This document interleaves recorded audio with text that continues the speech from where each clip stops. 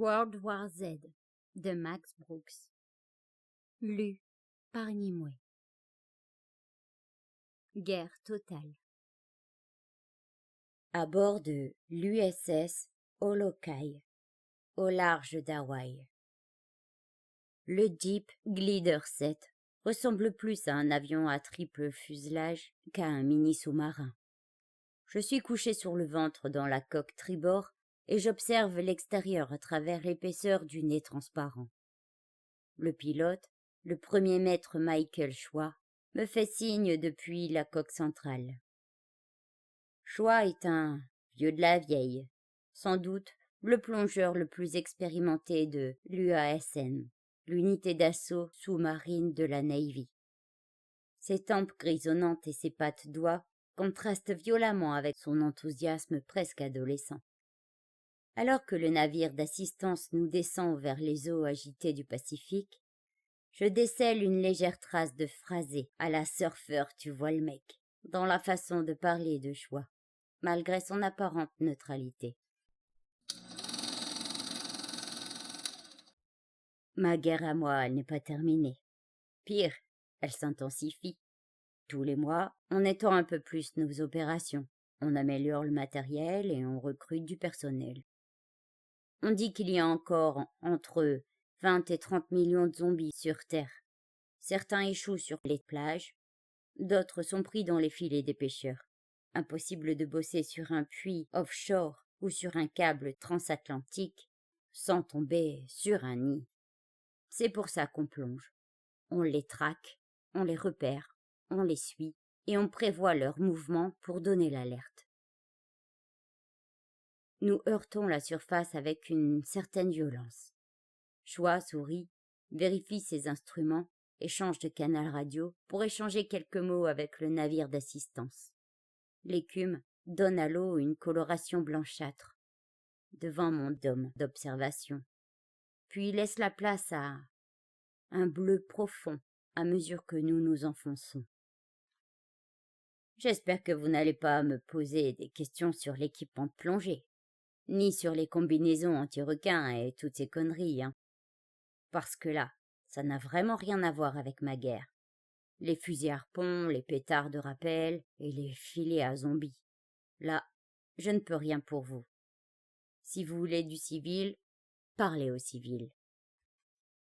Mais les militaires ont utilisé ces méthodes, seulement dans des eaux où la visibilité était nulle, et presque exclusivement avec des troufions. Personnellement, jamais je ne mettrais une combi en maille ou en néoprène. Enfin, pas pour un combat sous-marin. Ma guerre à moi, c'est exclusivement PA, pression atmosphérique, et au sec. Un peu comme si on croisait un scaphandre spatial avec une armure. Cette technologie remonte à 200 ans, quand un type, John Lethbridge, vers 1715, a inventé une sorte de tonneau avec un hublot et des trous pour les bras. Après ça, il y a eu d'autres trucs.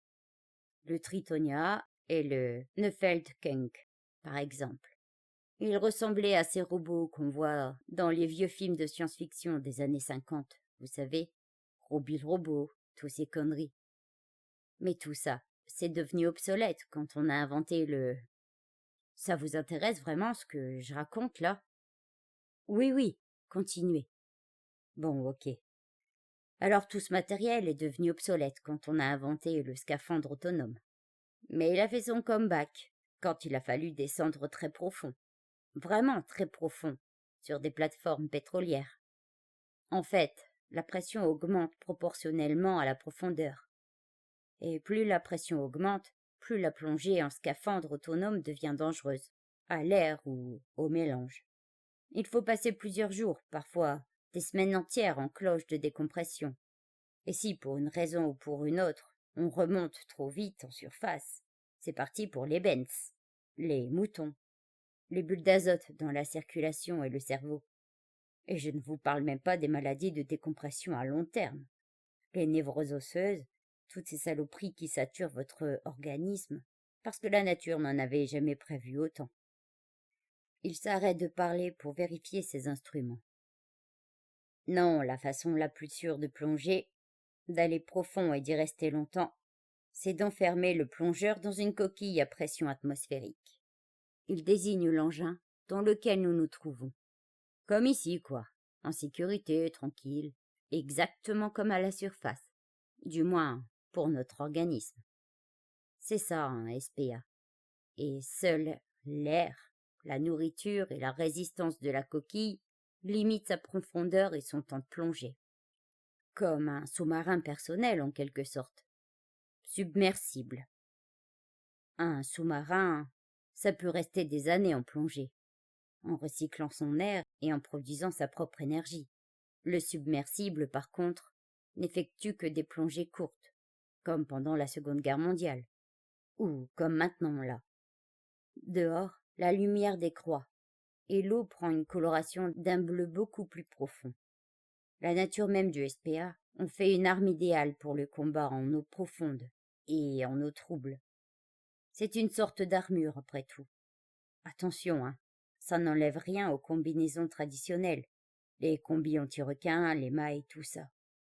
Elles sont beaucoup plus confortables, et le plongeur se déplace plus facilement. En fait, il gagne énormément en agilité, mais ce n'est valable qu'à faible profondeur. Et si pour une raison ou pour une autre, un de ces enfoirés réussit à vous choper, j'ai vu plusieurs plongeurs en combinaison maillée avec un bras ou une jambe cassée, et 3 fois avec le cou brisé. Sans parler des risques de noyade, si le détendeur est bousillé ou si ces salauds arrachent un flexible. Et même avec un masque facial et une combinaison maillée, il leur suffit de vous maintenir au fond et d'attendre bien sagement que votre bouteille se vide. Vous voyez le topo. J'ai vu trop de mecs finir comme ça. Sans parler de ceux qui remontent à la surface comme des ballons et qui laissent un bel ADD, accident de décompression, finir le boulot de Zach. Ça arrivait souvent? Parfois, surtout au début. Mais pas à nous. On ne courait aucun risque physique. Dites-vous bien que notre corps est enfermé avec sa réserve d'air dans une coque en aluminium ou en matériaux composites extrêmement résistants. Peu importe la façon dont Zach vous tord le bras, en supposant qu'il y arrive, ce qui n'a rien d'évident vu le manque de prise, ça lui est physiquement impossible de casser quoi que ce soit. Et si on doit absolument remonter à la surface, il suffit d'enclencher le ballast ou utiliser le parachute d'urgence si on en a un. Tous ces scaphandres ont une flottabilité positive. Ils remontent comme des bouchons. Le seul danger, c'est qu'un Zach s'accroche à vous pendant l'ascension. C'est arrivé à plusieurs copains. Ils sont remontés à la surface avec un ou deux passagers clandestins agrippés à la combi, comme si leur vie en dépendait. Enfin, leur mort plutôt. Leur non-vie, quoi. Vous voyez, il rigole. Les remontées ballons, ça n'arrive quasiment jamais pendant un accrochage. La plupart des modèles de SPA ont une autonomie de 48 heures.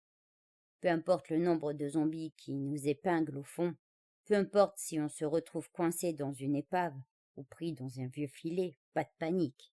Il suffit de s'allonger tranquillement et d'attendre la cavalerie. On ne plonge jamais seul, et je ne crois pas qu'un plongeur SPA ne soit jamais enquillé plus de 6 heures d'affilée au fond. Par contre, il arrivait très souvent qu'un de nos gars se fasse coincer quelque part, le signale aux autres et finisse par dire qu'il ne courait aucun danger pour le moment et qu'il était préférable de terminer la mission avant de leur apporter assistance. Vous avez parlé de différents modèles de SPA. Il y en avait plusieurs? Un paquet. Du matériel civil, militaire, du vieux, du neuf. Enfin, neuf. Relativement neuf, disons. Impossible d'en construire de nouveaux. Alors on a dû faire avec ce qu'on avait. Certains dataient des années 70, les Jim et les Sam.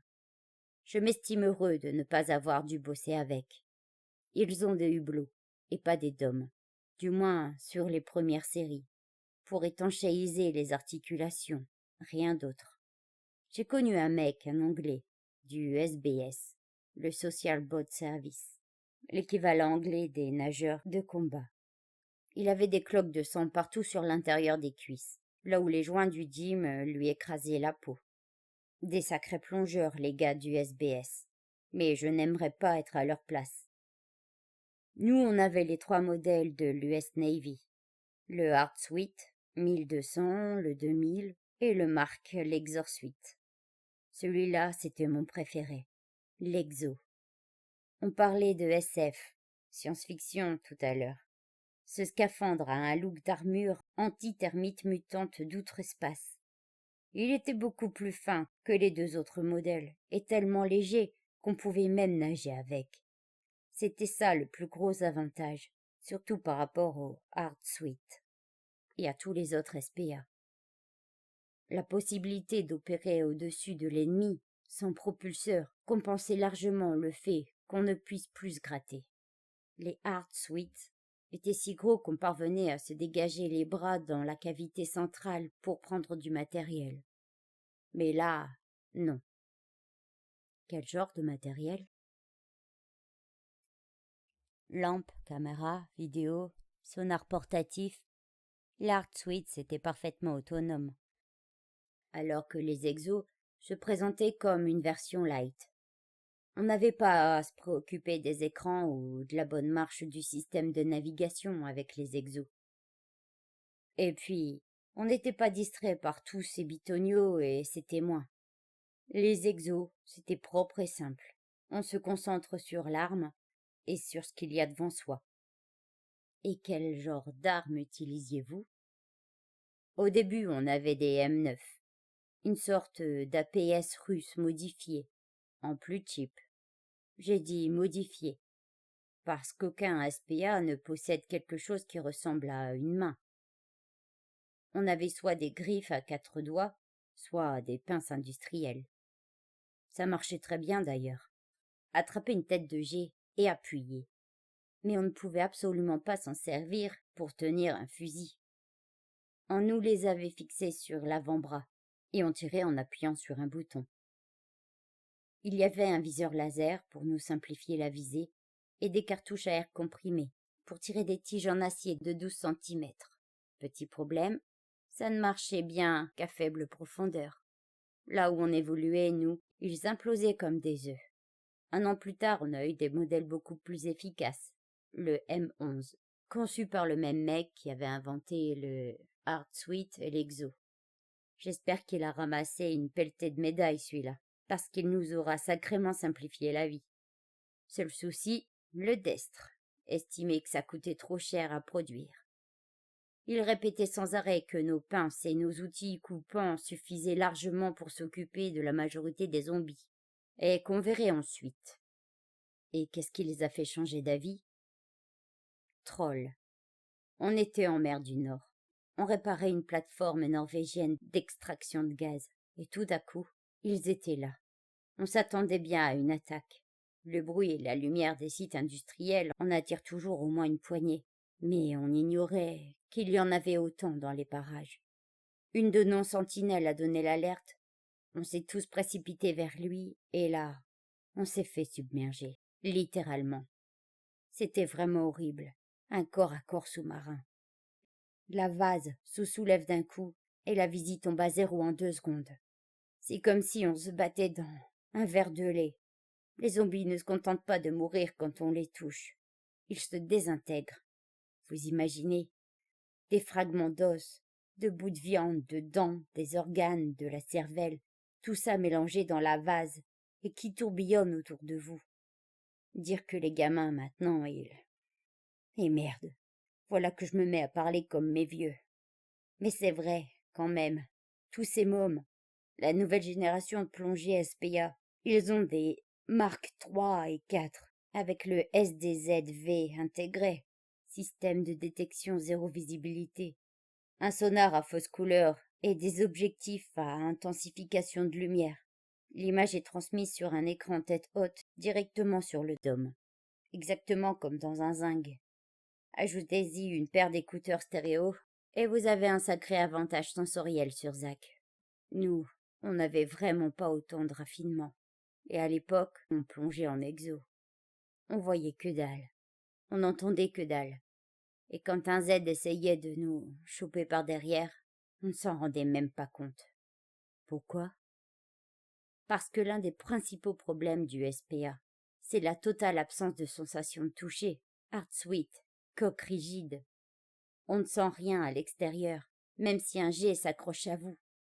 Tant que Zach n'étire pas de toutes ses forces et qu'il n'essaie pas de vous faire tomber, il y a peu de chances que vous vous en rendiez compte. Sauf s'il passe directement devant vous. Cette nuit-là, à Troll, nos lampes frontales ont empiré la situation, en n'éclairant rien d'autre que les mains ou des têtes de zombies. C'est la fois où j'ai vraiment été surpris. Pas effrayé, non. Surpris, vous comprenez. Avancer à tâtons dans cette bouillasse blanchâtre, voir un visage complètement pourri apparaître d'un coup et se coller à mon hublot. Les scaphandriers, les civils, ceux qui bossaient au fond sur le puits, ils ont refusé tout net de retourner travailler si nous, les militaires, ne déployions pas les grands moyens. Les menaces de représailles ne les ont pas fait changer d'avis. Ils avaient déjà subi trop de pertes. Trop de gars perdus s'étaient fait attaquer par les ténèbres. Je ne préfère pas penser à ce qu'on ressent dans ces cas-là. Vous êtes là, dans votre combi étanche, à travailler dans le noir quasi complet, les yeux qui piquent à cause de la lumière du chalumeau, le corps gelé par l'eau glacée, ou carrément cuit par le système de chauffage.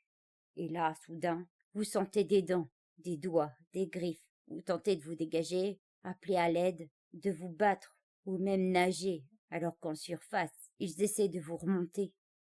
Des morceaux. Voilà ce qu'ils remontent. Parfois un bout de tuyau crevé. C'est pour ça que le DSCC est devenu un véritable organisme officiel. Nos premières missions consistaient justement à protéger les scaphandriers au fond, sur les puits, pour que le pétrole continue à couler. Ensuite, seulement ensuite, on a été passé au nettoyage des amphibies et à la sécurité des ports. Le nettoyage des amphibies? Oui. En clair, ça veut dire filer un coup de main aux Marines quand ils débarquent. Lors du débarquement aux Bermudes, on s'est rendu compte que les soldats subissaient des attaques constantes de la part des zombies sous-marins. Il a fallu établir un périmètre, un filet semi-circulaire autour du site proprement dit, suffisamment profond pour que les bateaux passent sans l'endommager, mais suffisamment haut pour empêcher Zach de nous rendre visite. C'est là qu'on entrait en scène. 2 semaines avant le débarquement, un bateau mouillé à quelques kilomètres au large et lançait son sonar actif pour attirer Zach loin de la plage. Mais ça ne risquait pas d'attirer les zombies des eaux profondes. L'état-major parlait de risques acceptables. Je crois surtout qu'il n'y avait rien d'autre à faire. C'est bien pour ça qu'il leur fallait des SPA. C'est trop risqué pour de simples plongeurs, même avec leur combi maillé. On savait qu'il y en avait des milliers là en bas, et qu'une fois le sonar silencieux, on verrait une cible particulièrement brillante. Mais au final, c'était du gâteau. La fréquence des attaques n'était pas si élevée, et une fois les fils étendus, ça marchait comme sur des roulettes. Tout ce qu'il fallait, c'était quelques sentinelles pour monter la garde et descendre les occasionnels jets qui essayaient d'escalader la barrière. On ne servait pas à grand-chose, honnêtement. Après 3 débarquements, ils sont repassés aux plongeurs à combi maillé. Et le nettoyage des ports? Ça, par contre, c'était vraiment pas de la tarte. C'était vers la fin de la guerre, quand les têtes de pont ne suffisaient plus et qu'il fallait impérativement rouvrir les portes pour que les porte-conteneurs puissent accoster. C'était des opérations importantes. Plongeurs bouteilles, unités SPA, et même des civils bénévoles, avec seulement une bouteille, un détendeur et un fusil harpon. J'ai participé au nettoyage de Charleston, de Norfolk, de Boston. Flippant Boston. Et puis, l'horreur absolue. Un vrai cauchemar sous-marin, Aero City. Je sais que les troufions adorent se la raconter en décrivant les combats pour libérer les villes. Mais imaginez une ville engloutie, une ville épave de bateaux, de carcasses de voitures constellées de tous les débris possibles et imaginables.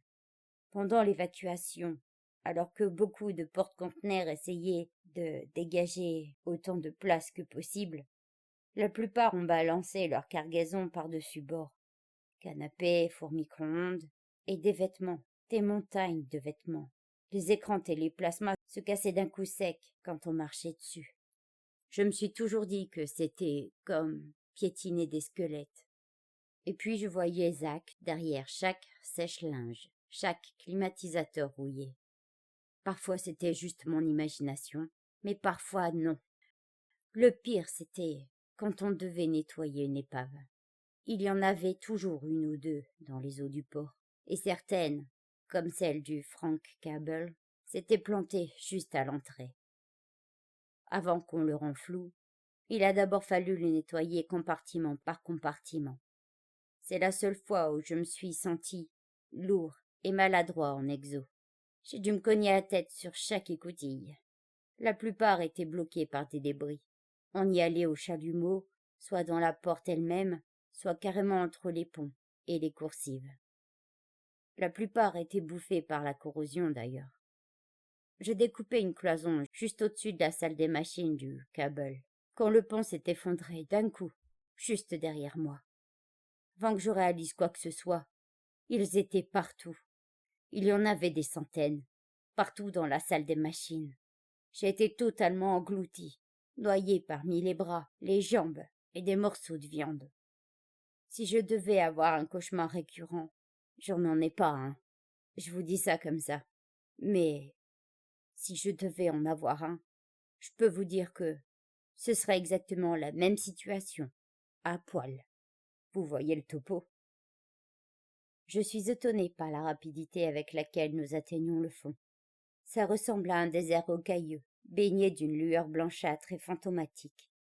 J'aperçois des branches de corail brisées et piétinées par les morts vivants. Les voilà. Je repère un premier groupe, entendant le coup. Une soixantaine d'individus qui hantent ce désert de ténèbres. Et c'est parti. Choix manœuvre le sous-marin pour se placer juste au-dessus d'eux. Ils lèvent tous la tête vers nos projecteurs, les yeux écarquillés et la mâchoire béante. Je distingue brièvement le faible rayon rouge du laser pointé sur la première cible. Un instant plus tard, une courte flèche se plante dans sa poitrine. Et de un. Choix pointe le laser sur la deuxième cible. Et de deux. Il continue sa besogne et les épingle les uns après les autres avec une flèche non létale. Franchement, ça me tue de ne pas les tuer. Je veux dire, je sais que le but, c'est d'étudier leur déplacement pour établir un réseau de surveillance optimal.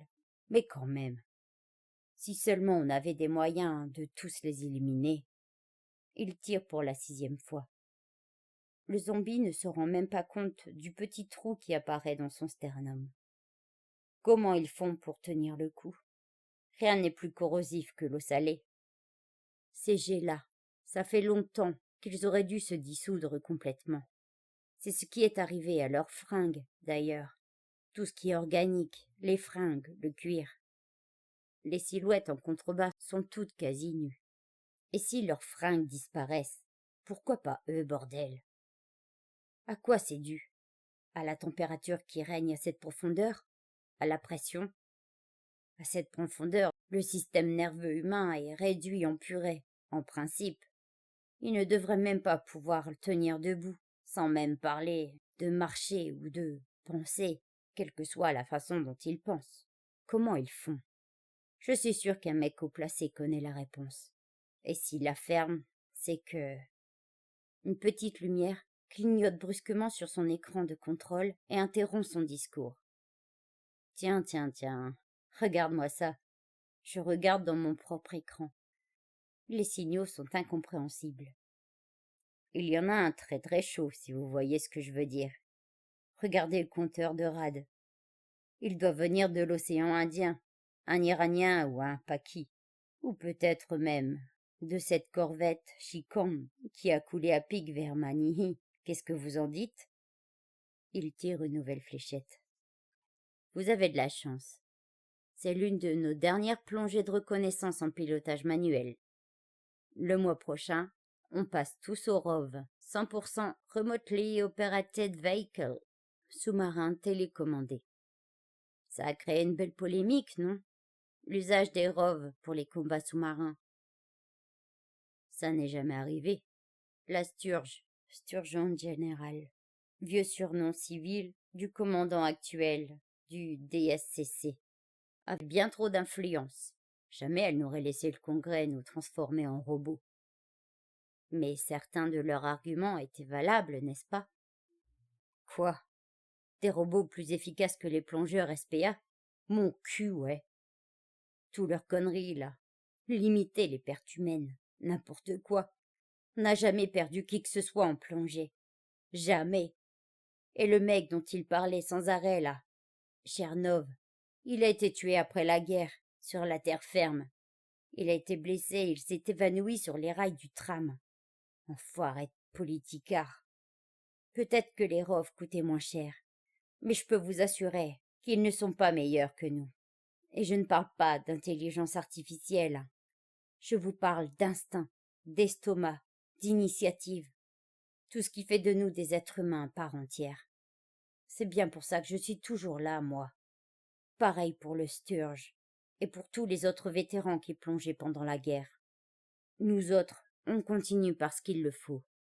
Ils n'ont pas encore trouvé la bonne puce et le bon disque optique pour nous remplacer. Mais le jour où ils y arrivent, putain, j'arrête la Navy de suite et je me mets en Alpha November Alpha à plein temps. En quoi? Action in the North Atlantic. Film de Lord Bacon, sorti en 1943 en français, Convoi vers la Russie.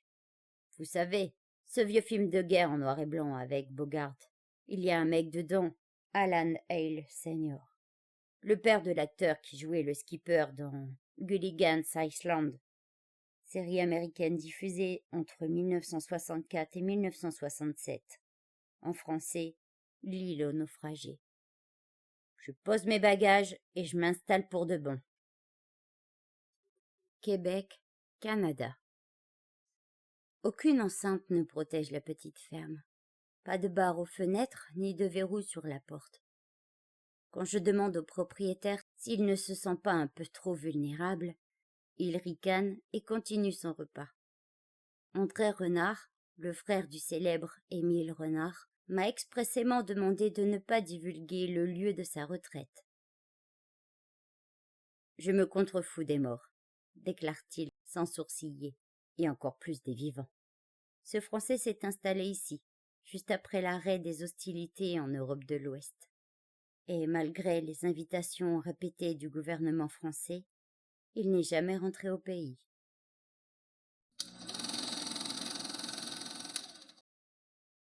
Tous les autres sont des menteurs. Tous ceux qui vous disent en pleurnichant que leur petite campagne a été la plus dure de toute la guerre. Des petits coqs qui bombent le torse et agitent leurs plumes en essayant de vous impressionner avec leur combat en montagne, leur combat en jungle ou leur combat urbain. Ah, les villes! Qu'est-ce qu'ils aiment se vanter à propos des villes? Rien n'est plus terrifiant qu'un corps à corps dans une ville. Ah ouais? Jetez un œil en dessous, vous verrez. Vous savez pourquoi il n'y a pas de gratte-ciel dans Paris intramuros? Je vous parle du Paris d'avant-guerre, hein. Le vrai Paris. Vous savez pourquoi on a rassemblé toutes ces saloperies en verre et en béton à la Défense? Bien sûr, c'est très esthétique. Il y a une vraie continuité, et puis, ça fait sérieux. Pas comme cette architecture bâtarde à Londres. Non. La vraie raison, la seule et unique raison qui empêche Paris de ressembler aux cités monolithiques américaines, c'est que le sous-sol parisien est un vrai gruyère. Il y a des tombes romaines, les carrières, qui ont fourni les pierres avec lesquelles ils ont construit quelques-uns des plus beaux édifices de la ville. D'ailleurs, les bunkers de la Seconde Guerre mondiale, utilisés par la résistance, eh oui, il y a bien eu une résistance. Et puis il y a le métro, les lignes téléphoniques, toutes les canalisations, le gaz, l'eau, sans oublier les catacombes, histoire de simplifier. Environ 6 millions de corps y sont enterrés, tous en provenance des cimetières d'avant la Révolution, quand on se contentait de les balancer pêle-mêle dans un grand trou, comme des ordures. Les catacombes abritent des murs entiers de crânes et d'os artistiquement présentés en motifs macabres. Certains ont même une vraie utilité. Les murs d'os empêchent les salles de déborder. J'ai toujours eu l'impression que les crânes se moquaient de moi. Honnêtement, je ne blâme pas ceux qui ont essayé de se cacher dans ce monde souterrain. À l'époque, le guide de survie n'existait pas encore, et il n'y avait même pas Radio Free Hertz. C'était la grande panique. Quelques habitués de tunnels ont dû se dire « Allons-y, on verra bien ». D'autres ont suivi, et d'autres encore. L'information a circulé. On ne craint rien là-dessous. 250 000 au total. C'est le chiffre qu'ils ont avancé. 250 000 réfugiés. Peut-être que, s'ils avaient réussi à s'organiser, s'ils avaient apporté de la nourriture, des outils, ou s'ils avaient simplement pensé à sceller les entrées et à vérifier que personne n'était déjà infecté parmi les nouveaux arrivants. Franchement, qui oserait affirmer avoir vu pire que nous? Les ténèbres, la puanteur. On n'avait quasiment plus de jumelles à vision nocturne. Une paire par section, pour les plus chanceux. Parfois même pour un régiment entier. Réservé aux pointeurs. Ça tranchait le noir d'un bref rayon rouge. L'atmosphère était viciée. Eau usée, produits chimiques, cadavres. Et nos masques à gaz. Quelle blague! Leurs filtres avaient perdu toute efficacité depuis longtemps. On utilisait tout ce qu'on avait sous la main. Des vieux modèles militaires, des casques de pompiers qui englobaient toute la tête. Ça nous faisait suer comme des porcs. On n'entendait plus rien et on ne voyait rien non plus. On ne savait jamais où on était, avec ce foutu viseur tout embué, avec les voix étouffées des collègues et les parasites de la radio. Il fallait des systèmes filaires. Vous savez, sans doute que les ondes radio passent très mal sous terre. On utilisait du fil de téléphone, en cuivre, pas de la fibre optique. On déboulait ça dans les galeries en trimballant d'énormes rouleaux pour étendre notre rayon d'action. C'était la seule façon de rester en contact les uns avec les autres. Et la plupart du temps, c'était aussi la seule façon de ne pas se perdre. C'était si facile de se perdre. Nos cartes dataient toutes d'avant-guerre et n'indiquaient aucune des modifications faites par les réfugiés. Toutes ces galeries supplémentaires, les alcôves, les niches, les renfoncements, et tous ces trous à même le sol qu'on voyait au dernier moment. On se perdait au moins une fois par jour, parfois plus. Et dans ces cas-là, on n'avait plus qu'à revenir sur nos pas en suivant le fil de la radio. On vérifiait sur nos cartes, on essayait de voir où on avait déconné. Tout ça prenait plusieurs minutes, parfois des heures, des jours même. Quand une équipe était attaquée, on entendait les cris à la radio, ou l'écho du combat directement dans les galeries. L'acoustique était terrible, une vraie torture. Les hurlements et les gémissements venaient de partout à la fois, mais on ne savait jamais d'où précisément. Au moins avec la radio, on pouvait essayer, juste essayer, de faire le point sur la position exacte de nos camarades. S'ils n'avaient pas paniqué, s'ils savaient où ils étaient, si nous, on savait où ils étaient. Ensuite, il fallait y aller, en courant. On se cognait contre les murs ou on se pétait la tête contre le plafond. On rampait dans la boue, tout en priant la Vierge et tous ses saints pour qu'on tienne le coup. Quand on atteignait enfin leur position, on se rendait compte une fois sur deux qu'on s'était planté. Une pièce vide et les appels à l'aide de nos potes qui continuaient à résonner dans les galeries sombres. Et quand on finissait par arriver, on ne retrouvait parfois que du sang et des os. Avec un peu de chance, il y avait encore quelques zombies. On pouvait se venger. Si on avait trop tardé à venir, la vengeance s'abattait sur nos propres copains réanimés. Du corps à corps, du très très près, comme ça. Il se penche par-dessus la table et colle son visage à quelques centimètres du mien. Pas d'équipement standard. On choisissait ce qu'on voulait. Tout ce qui pouvait nous être utile. Et pas d'armes à feu, bien sûr, vous comprenez. Les gaz, l'atmosphère, c'était beaucoup trop inflammable. On ne prenait aucun risque. Il fait un bruit d'explosion.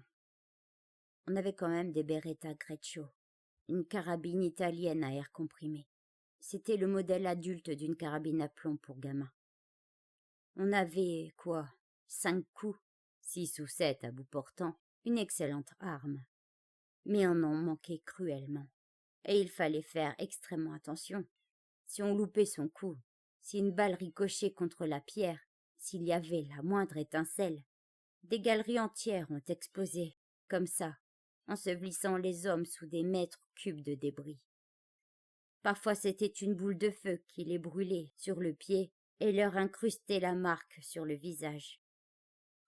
Non, le corps à corps, c'était plus sûr, bien plus sûr. Tenez.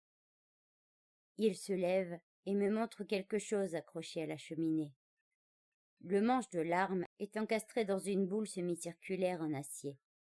De cette boule saillent 8 tiges acérées d'au moins 20 centimètres de long, disposées à angle droit. Vous pigez mieux pourquoi, pas vrai? Pas assez de place pour porter correctement un coup de lame. Du rapide, dans l'œil ou juste au-dessus du crâne. Il exécute un rapide enchaînement coup et pointe. C'est moi qui l'ai fabriqué. Une version améliorée de celle de mon grand-père, à Verdun. Pas mal, hein? Vous connaissez Verdun? On ne passe pas, en français dans le texte. Il recommence à manger. Aucun espace, aucun avertissement, et tout d'un coup, il nous tombait dessus, juste sous notre nez, comme ça. Ou bien il nous agrippait depuis un renfoncement dont on ignorait jusque-là l'existence. On se protégeait tous comme on pouvait. Des cottes de mailles ou du cuir épais, et bien sûr, c'était toujours trop lourd ou trop étouffant. Nos vestes en cuir trempé, nos pantalons, nos chemises en mailles d'acier. On était déjà crevés avant même de se défendre. Certains arrachaient leurs masques pour pouvoir respirer et inhaler l'air vicié. La plupart mouraient avant qu'on puisse les ramener à la surface.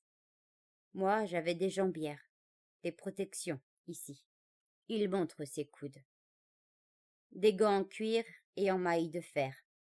Facile à enlever pendant les pauses. Je les avais fabriqués moi-même. On ne portait pas de chouette uniforme de combat, mais on avait quand même les mêmes bottes de marée que vous. Vous savez, ces très hautes bottes étanches avec des fibres anti-morsures cousues à même le plastique. Ça, on en avait salement besoin. Le niveau des eaux avait beaucoup monté cet été-là. Il avait plu sans arrêt et la Seine s'était transformée en torrent. Tout était trempé, et nous avec. On avait de la moisissure entre les doigts de pied, sous les ongles, entre les jambes, et de l'eau jusqu'aux chevilles quasiment tout le temps, parfois jusqu'aux genoux ou à la poitrine. On n'y échappait pas. On marchait ou on rampait dans la boue, et tout à coup, il fallait à moitié nager dans cette espèce de fluide puant qui nous léchait jusqu'au coude. Et là, le sol se dérobait sous nos pas, et on coulait à pic dans un trou pas encore référencé. Dans ces cas-là, on n'avait que quelques secondes avant que le masque soit totalement inondé. On se débattait, on essayait tant bien que mal de se rétablir, jusqu'à ce que nos collègues nous attrapent et nous ramènent sur la terre ferme. Mais nous noyer, franchement, c'était vraiment le cadet de nos soucis. Parfois, un homme trébuchait dans l'eau, luttait pour se maintenir à la surface, et soudain, ses yeux s'écarquillaient d'un coup, et il se mettait à hurler. On sentait le moment où ils attaquaient. Un coup sec ou une sensation d'arrachement, et on basculait en arrière avec le pauvre gars dans les bras. S'il ne portait pas de protection particulière. Un pied en moins, la jambe parfois. S'il tombait la tête la première, parfois il n'avait même plus de visage. De temps en temps, il fallait qu'on se retranche dans une position défensive pour attendre les cousteaux. Les plongeurs entraînés pour travailler et se battre dans ce genre de galerie inondée. Ces types-là, ils n'avaient qu'une lampe, une combinaison anti-requin, et encore, pas à tous les coups. Et seulement 2 heures d'autonomie au mieux. Ils étaient censés dérouler un fil d'Ariane, mais la plupart refusaient tout net. Ces feelings avaient tendance à se coincer dans les anfractuosités et à ralentir leur progression. Leur chance de survie était de 1/20, le ratio le plus bas de l'armée. Je me fous de ce que disent les autres. Le plus haut pourcentage de perte des unités alliées est encore aujourd'hui âprement débattu.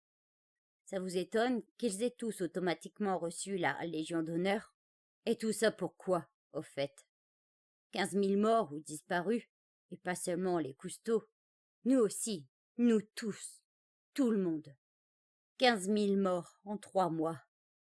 15 000 morts, alors que la guerre se terminait partout ailleurs. Allez-y, allez-y, battez-vous. Ça n'aurait jamais dû se passer comme ça. Combien ils ont mis de temps, les Anglais, pour nettoyer Londres, hein? 5 ans. 3 ans après la fin officielle des hostilités. Ils y sont allés tranquillement, quartier par quartier, doucement, sans s'énerver, avec un minimum de pertes. Doucement, mais sûrement. Ça s'est passé comme ça pour toutes les grandes villes du monde. Mais nous, non, pas pour nous. Vous savez ce qu'il a dit, le général anglais, là? Il a dit qu'on avait assez de héros morts pour tenir jusqu'à la fin du monde. Des héros. C'est exactement ce qu'ils étaient. C'est exactement ce dont le gouvernement avait besoin. C'est exactement ce que voulaient nos chers concitoyens. Après tout ce qu'il s'est passé. Et pas seulement pendant cette guerre-là, hein, avant aussi. L'Algérie, l'Indochine, les nazis. Vous voyez ce que je veux dire?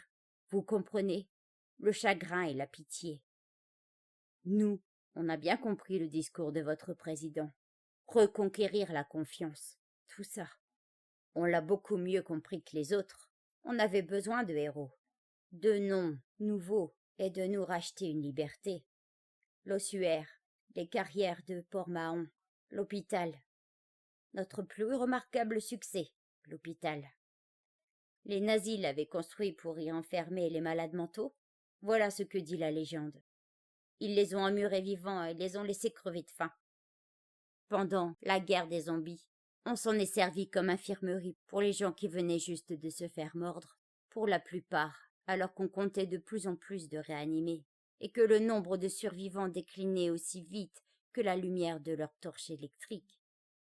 Ils ont commencé à y balancer à peu près tout le monde, dans ce puits à mort-vivant. Les infectés, et qui sait quoi d'autre encore? Une équipe de reconnaissance y a pénétré sans savoir ce qu'il y avait à l'intérieur. Oh, ils auraient eu le temps de se tirer de là. Ils auraient pu faire sauter l'accès et les enfermer à nouveau. Mais non, ils sont restés. Un seul escadron contre 300 zombies. Un seul escadron, commandé par mon petit frère. La dernière chose qu'on a entendue à la radio, c'était sa voix. Et ses derniers mots. On ne passe pas.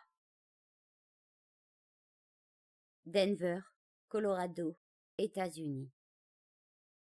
Il fait un temps idéal pour l'habituel pique-nique de quartier au Victory Park. Aucun mort-vivant n'a été signalé depuis le début du printemps. Une raison supplémentaire de faire la fête. Les pieds plantés sur le terrain de baseball, Todd Wenyo attend la balle en cloche qui, dit-il, ne viendra jamais. Et comme ma présence à ses côtés ne semble déranger personne, force est de constater qu'il a sans doute raison.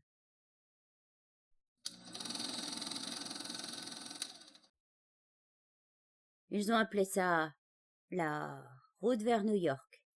Et c'était long, long, très long, comme route. On avait 3 armées principales, nord, centre et sud.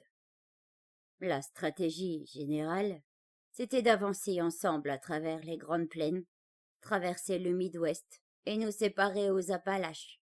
Ensuite, 2 ailes se dirigeraient au sud et au nord, vers le Maine et la Floride, puis longer la côte pour retrouver le centre, au pied des montagnes.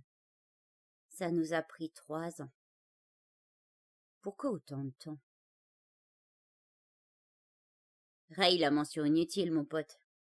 Marche à pied, nature du terrain, Météo, ennemi, choix stratégique.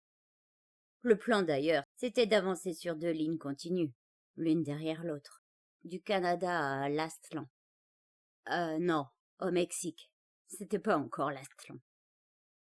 Vous savez, quand un avion se crache quelque part, il y a toujours une ligne de pompiers ou des flics qui marchent les uns à côté des autres, à la recherche du moindre indice ou du moindre morceau d'aluminium fondu.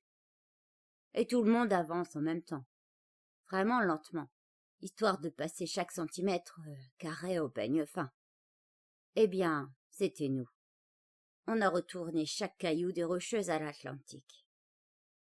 Dès qu'on repérait Zach, soit en groupe, soit tout seul, une unité RDA s'arrêtait et... RDA? Réponse et défense appropriée. On ne pouvait pas tous s'arrêter pour 1 ou 2 zombies. Par l'armée tout entière. Beaucoup de vieux giers, ceux qui avaient été contaminés au tout début de la guerre, ils commençaient vraiment à craindre.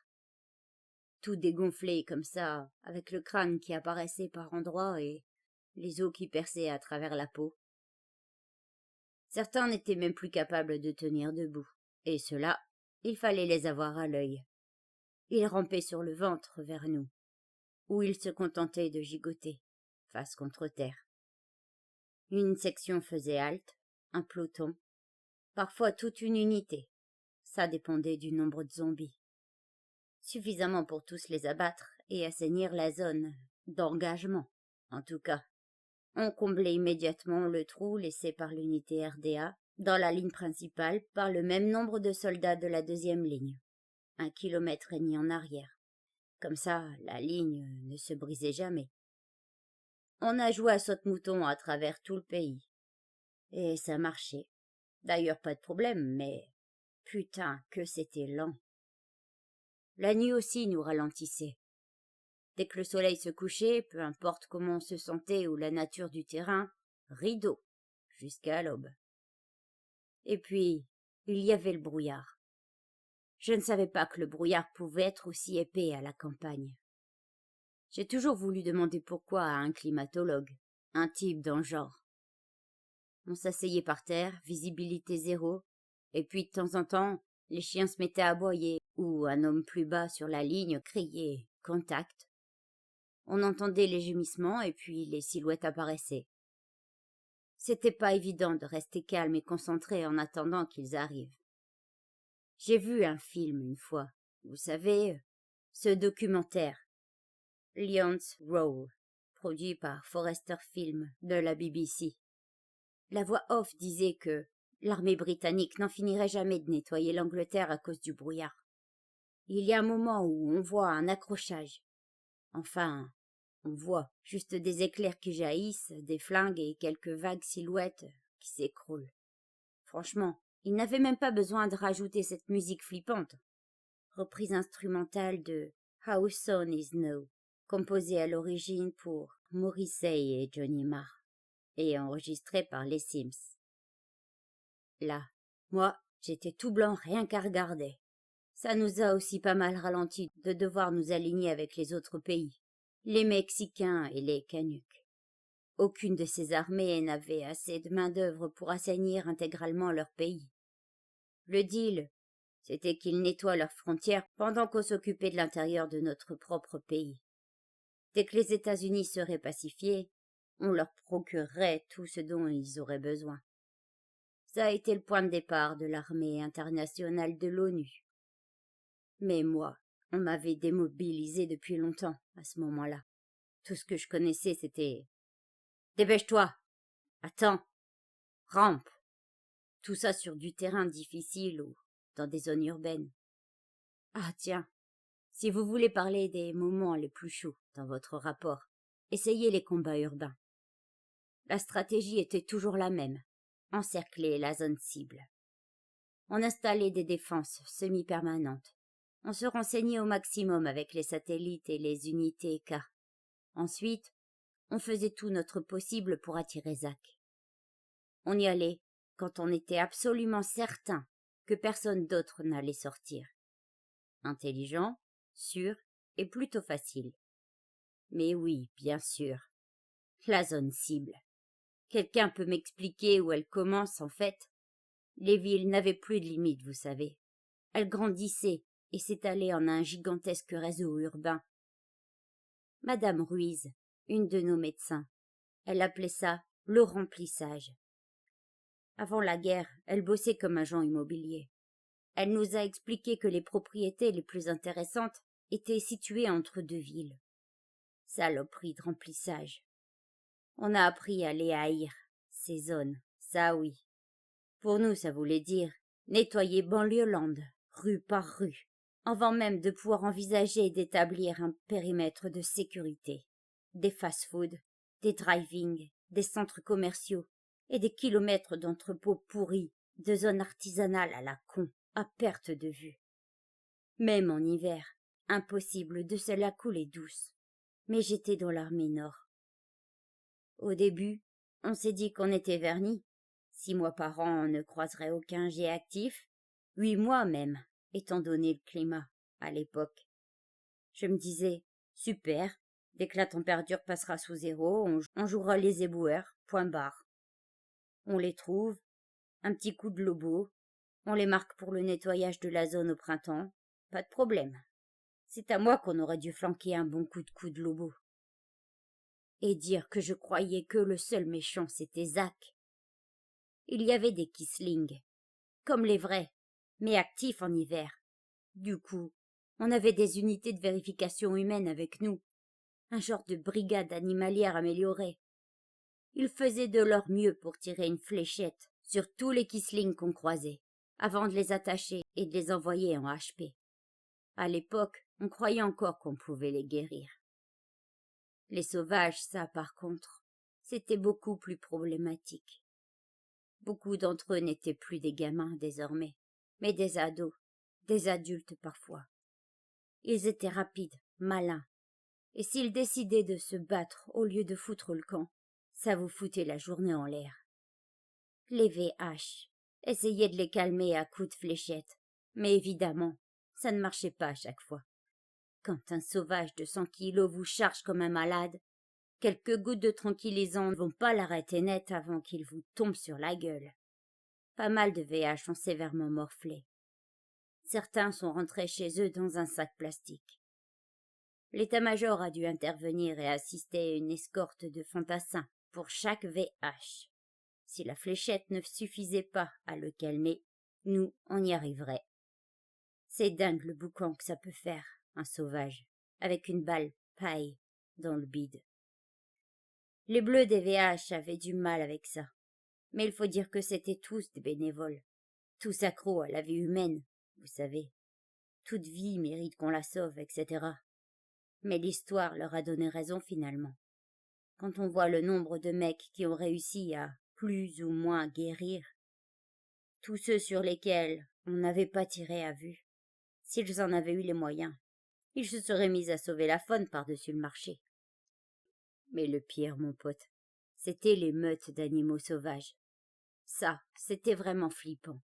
Et je ne parle pas que des chiens, hein. Au moins, les chiens, on sait comment gérer. Les attaques se déroulent toujours selon le même schéma. Non, là je parle des frelions, en référence à leur manière de s'abattre sur leur proie qui évoque un vol. Moitié chat, moitié de saloperie de tigre à dents de sable. Qu'est-ce que j'en sais? Putain. Peut-être que c'était juste des lions des montagnes, ou les descendants des chats domestiques qui en avaient salement bavé pour survivre. On m'a dit qu'ils étaient encore plus gros dans le Grand Est. Une histoire de loi de l'évolution. Les données manquent pour valider la loi de Bergman pendant la guerre. Tous ces trucs sur l'écologie. Moi, je pige pas. J'ai entendu dire que c'était parce que les rats avaient eux aussi pris du galon. Rapides et suffisamment malins pour échapper à Z, se nourrissent de corps, se reproduisent par millions et devenir encore plus féroces pour s'adapter et survivre. Du coup, n'importe quel animal, suffisamment balèze pour les bouffer, se devait d'être encore plus féroce. C'est ça le frelion. Un machin 2 fois plus gros que nos mignonnes boules de poils d'avant-guerre. tout en dents et en griffes, et assoiffé de sang. Bordel de merde. Assoiffé de sang. Ça devait poser beaucoup de problèmes pour les chiens des unités K. Vous déconnez. Ils adoraient ça. Même les teckels. Ça leur donnait l'impression de se transformer en vrais chiens.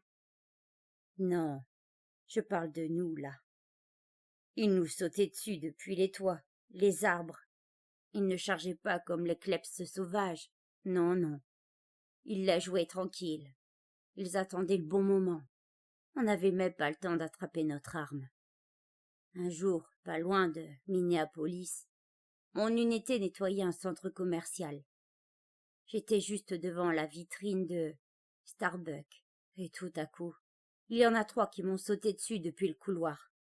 J'ai basculé en arrière, et ils m'ont bouffé le bras et mon visage. Qui m'a fait ça, à votre avis? Il me montre la cicatrice sur sa joue.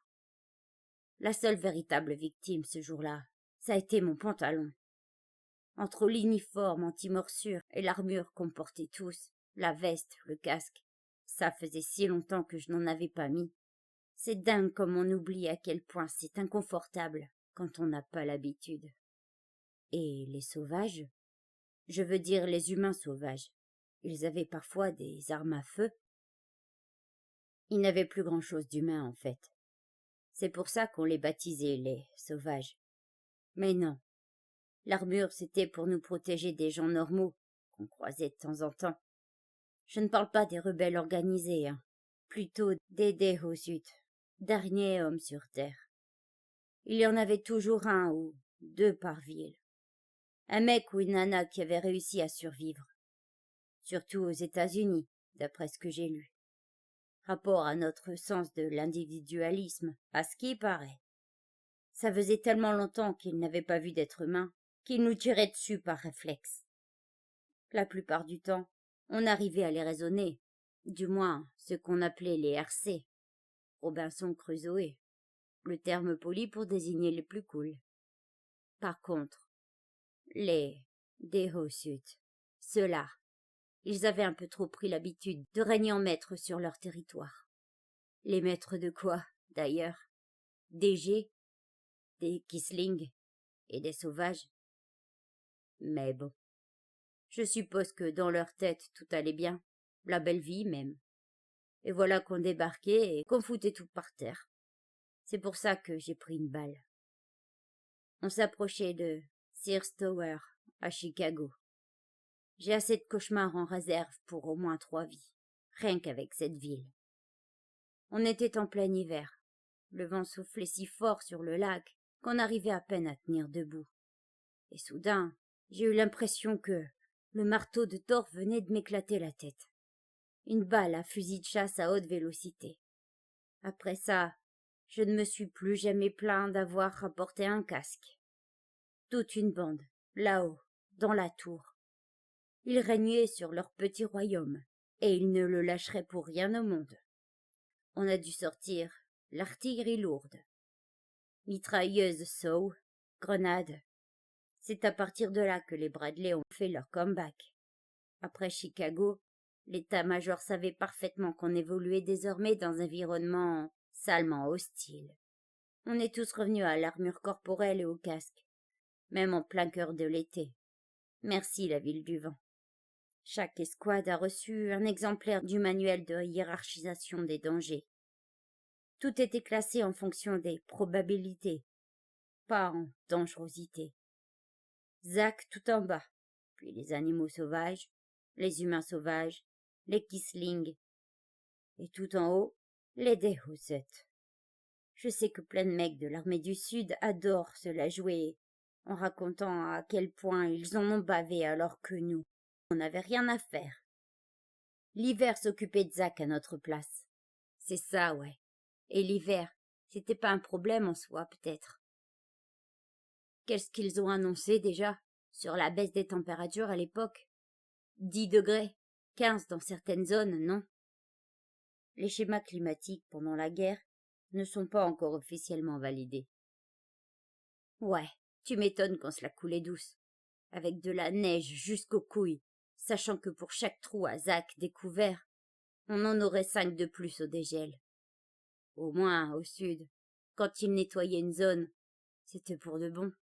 Pas de problème d'attaque à revers pour eux. Nous, on devait tout nettoyer au moins 3 fois. On utilisait tout ce qu'on pouvait. Des baguettes anti-avalanche, aux chiens renifleurs en passant par les sondes électriques. Encore et encore. Et tout ça au pire de l'hiver. On a perdu plus de gars avec le gel qu'avec tout le reste. Et pourtant, chaque printemps, on le savait très bien. Tu m'étonnes qu'on le savait. C'était « Coucou, me revoilà ». Mais même maintenant, je veux dire, avec tous ces nettoyages successifs et ces brigades de bénévoles, le printemps ressemble à ce qu'était l'hiver, avant. La nature nous rappelle que, ça y est les gars, réveillez-vous, le confort c'est du passé. Parlez-moi de la libération de la zone isolée. Pas simple, vraiment pas simple. N'oubliez pas que ces zones étaient techniquement encore en état de siège. Des centaines de zombies, des milliers parfois. Les gens qui s'étaient enfermés dans les forts jumeaux de Comeria Park et Fort Field, ils ont tenu face à quoi? Au moins 1 million de jets quand on s'est pointé. Ça a tapé sévère pendant 3 jours. Un vrai feu d'artifice. De quoi faire passer Hope pour une escarmouche. Là, j'ai vraiment cru qu'on allait se faire déborder. Des montagnes de cadavres, au point qu'on craignait de se faire enterrer vivant. Des batailles comme ça vous cuit à point. On en sort totalement épuisé, physiquement et mentalement. Tout ce qu'on veut, après ça, c'est dormir. Même pas manger, encore moins tirer un coup. Non, non. Dormir, point barre. On veut s'allonger dans un coin bien au chaud et tout oublier. Et les réactions des gens que vous avez libérés? Mitigées. Dans les zones militaires, ça restait discret. Pas mal de cérémonies formelles et quelques levées de drapeaux. Je vous remets le commandement, monsieur. À vos ordres, monsieur. Ce genre de conneries, quoi. Ils ont fait pas mal de simagrées aussi, du style. Mais on ne vous a rien demandé. On avait besoin de personne. C'est de bonne guerre. Chez les fantassins, on préfère toujours être celui qui prend la colline que celui qui tient le fortin. Mais oui, bien sûr, mon pote, tu n'avais pas besoin d'aide. Tu m'en diras tant. Parfois, c'était vrai quand même. Comme avec ces pilotes dans la banlieue d'Omaha. C'était un point stratégique pour les parachutages, avec des vols réguliers quasiment toutes les heures. En fait, ils vivaient carrément mieux que nous. Produits frais, eau chaude, lits moelleux. On aurait dit que c'était nous, les réfugiés.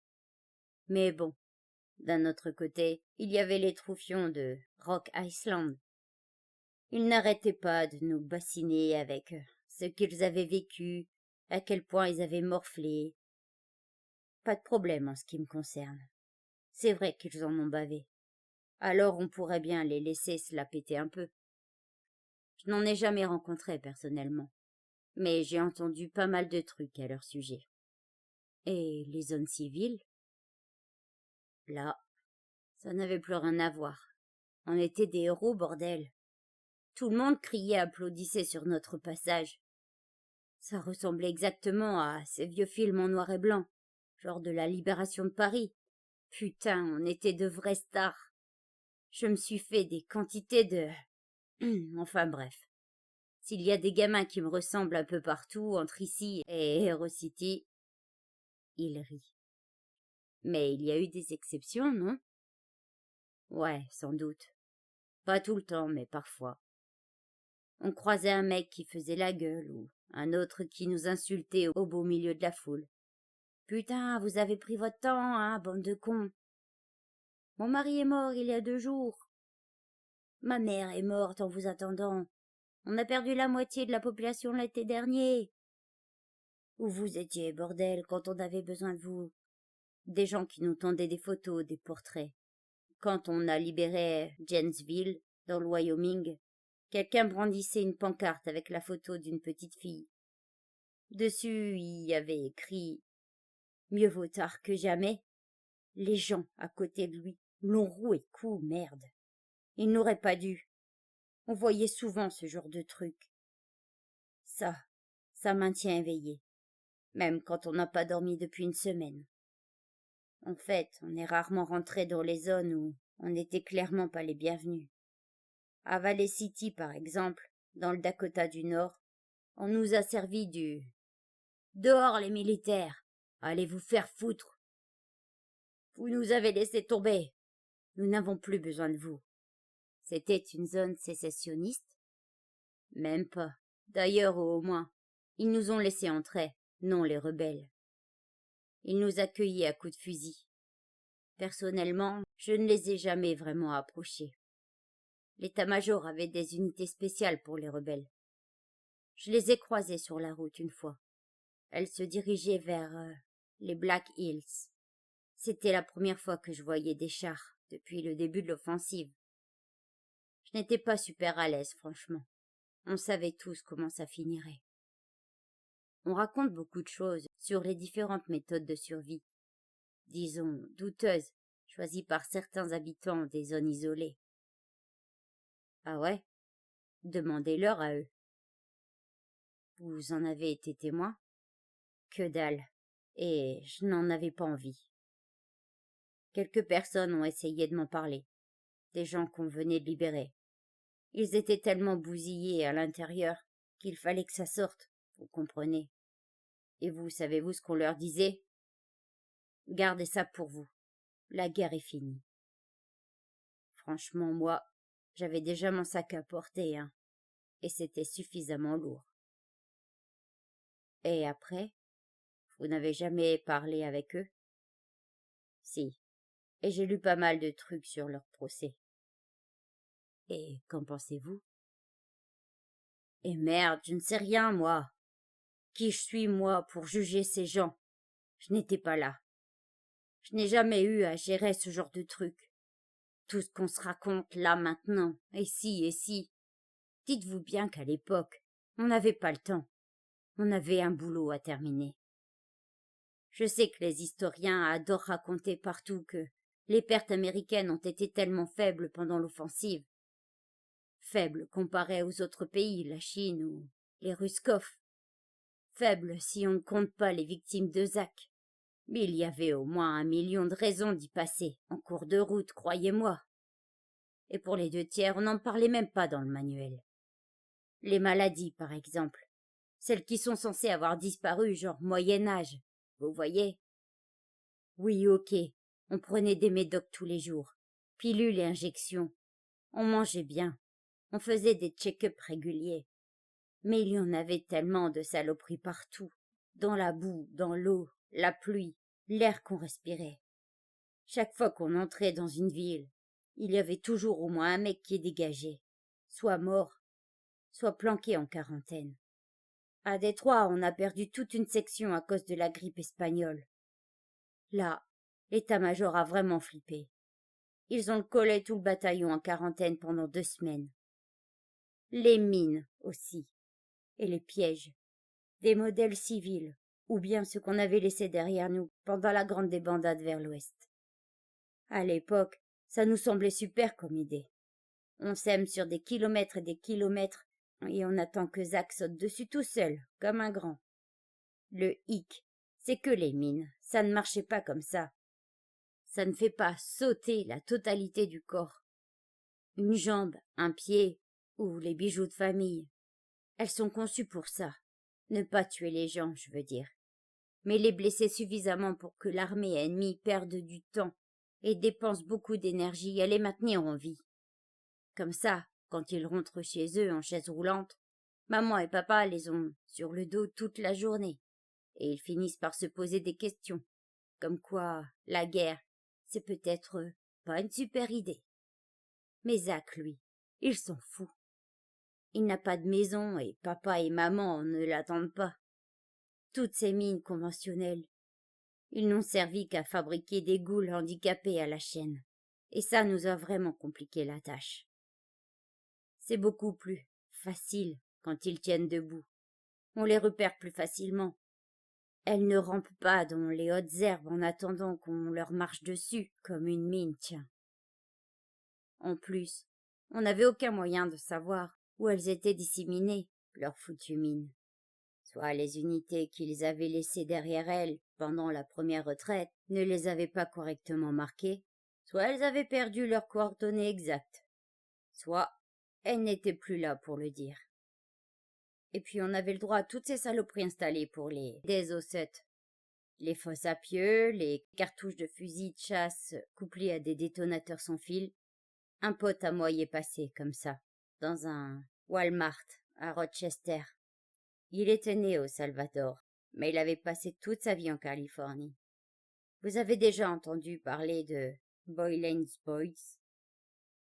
Des danseurs de rue clandestins qu'on avait renvoyés au Salvador.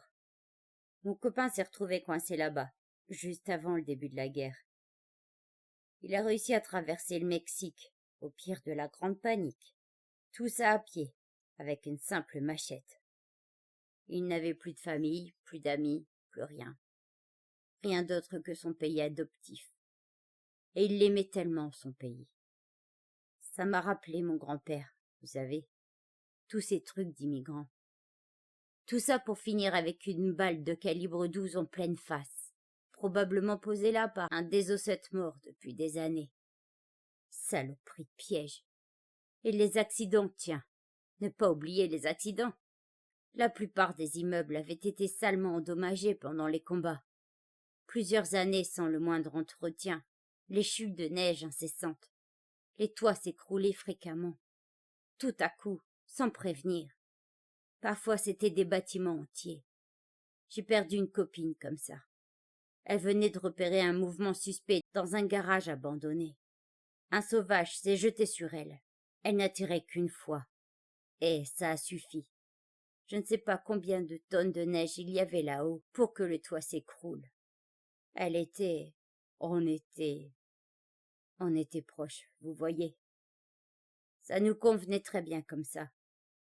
On ne voulait rien d'officiel.